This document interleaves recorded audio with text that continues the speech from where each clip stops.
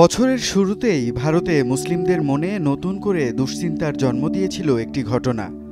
মধ্যপ্রদেশের উজ্জয়িনী শহরে গভীর রাতে স্থানীয় প্রশাসন শুরু করেছিল এক অভূতপূর্ব উচ্ছেদ অভিযান। কেউ কিছু বুঝে ওঠার আগেই প্রায় ২৫০টি বসতবাড়ি, দোকানপাট আর শতাব্দী প্রাচীন একটি ঐতিহাসিক মসজিদ বুলডোজার দিয়ে মাটির সাথে মিশিয়ে দেয় প্রশাসন। এক রাতের মধ্যেই ৫.২৭ একর জমি খালি হয়ে যায়। জমিটি মধ্যপ্রদেশ ওয়াকফ বোর্ডের মালিকানায় ছিল। স্থানীয় মুসলিমরা হতভম্ব হয়ে যায় এই ঘটনায়। তারা প্রশাসনের কাছে জবাব চেয়েও কোনো সঠিক উত্তর পায়নি।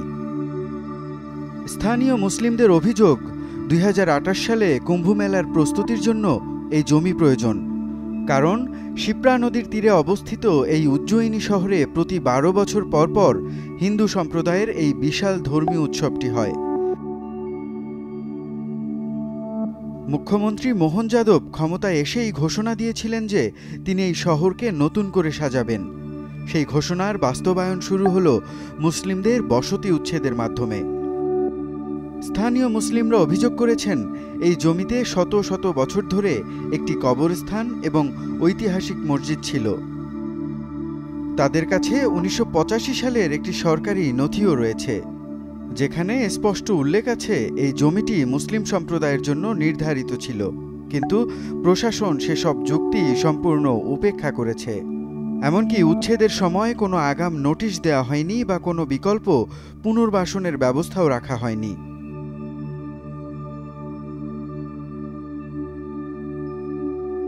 উজ্জয়িনীর এই ঘটনা আসলে ভারতের মুসলিমদের কাছে নতুন বিপদের সংকেত। কারণ সম্প্রতি মোদী সরকার ভারতীয় পার্লামেন্টে পাশ করেছে একটি বিতর্কিত ওয়াকফ সংশোধনী বিল। এই বিলে বলা হয়েছে, এখন থেকে ওয়াকফ সম্পত্তি পরিচালনা বোর্ডে মুসলিমদের পাশাপাশি অমুসলিম সদস্যদেরও রাখতে হবে। অর্থাৎ মুসলিমদের নিজেদের সম্পত্তি দেখাশোনার অধিকারও এখন অন্য ধর্মের মানুষদের হাতে থাকবে।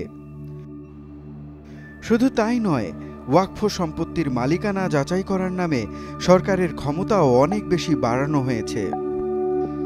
সরকার বলছে দুর্নীতি বন্ধ করতেই এমন ব্যবস্থা নেওয়া হয়েছে, কিন্তু মুসলিম সম্প্রদায়ের সংগঠন এবং মানবাধিকার সংগঠনগুলো বলছে এর আসল উদ্দেশ্য সম্পূর্ণ ভিন্ন। তাদের মতে সরকার ওয়াকফ সম্পত্তিগুলোকে নিজেদের নিয়ন্ত্রণে নিয়ে আসতে চায়।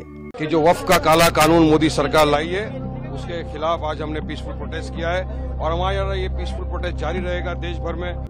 আর এই নিয়ন্ত্রণ প্রতিষ্ঠা করার মাধ্যমে মুসলিম সম্প্রদায়কে আরও দুর্বল ও কোণঠাসা করে ফেলার উদ্দেশ্য রয়েছে তাদের। ভারতের সবচেয়ে বড় মুসলিম সংগঠন অল ইন্ডিয়া মুসলিম পার্সোনাল ল বোর্ড ইতিমধ্যেই এই বিলের বিরুদ্ধে তীব্র প্রতিবাদ জানিয়েছেন।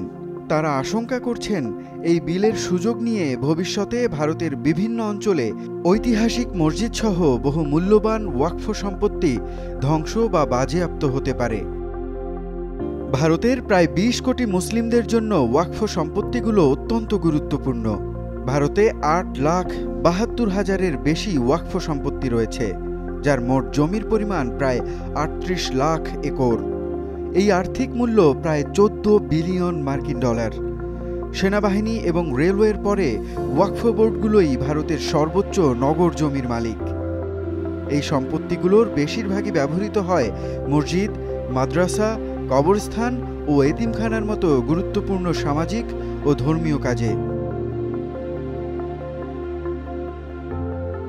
কিন্তু এখন নতুন এই আইনের ফলে ভারতের মুসলিম সম্প্রদায় আতঙ্কিত হয়ে পড়েছে। তাদের ভয়, সরকার এখন নিজেদের মন মতো যে কোনো সম্পত্তি বাজেয়াপ্ত করার ক্ষমতা পেয়ে গেল। হিন্দুত্ববাদী বিভিন্ন সংগঠন দীর্ঘদিন ধরে দাবি করে আসছে, বহু প্রাচীন মসজিদ নাকি হিন্দু মন্দির ভেঙে তৈরি হয়েছিল। এই বিলের সুযোগে তারা এখন নতুন করে মসজিদ ও অন্যান্য মুসলিম স্থাপনার বিরুদ্ধে সরাসরি ব্যবস্থা নেয়ার সুযোগ পাবে। ভারতের মুসলিম সম্প্রদায় এখন গভীর শঙ্কায় দিন কাটাচ্ছে। তাদের আশঙ্কা, উজ্জয়িনীর এই ঘটনাটি শুধুমাত্র শুরু। এরকম আরও বহু ঘটনা সামনে ঘটতে পারে। আর এই বিলটি মুসলিমদের অধিকার হরণের নতুন হাতিয়ার হয়ে উঠবে কিনা, সেটি এখন বড় প্রশ্ন। ভারতের সামগ্রিক ঐক্য, শান্তি এবং সামাজিক ভারসাম্যও এখন প্রশ্নের মুখে পড়েছে। মুনিম রাব্বি, যমুনা নিউজ।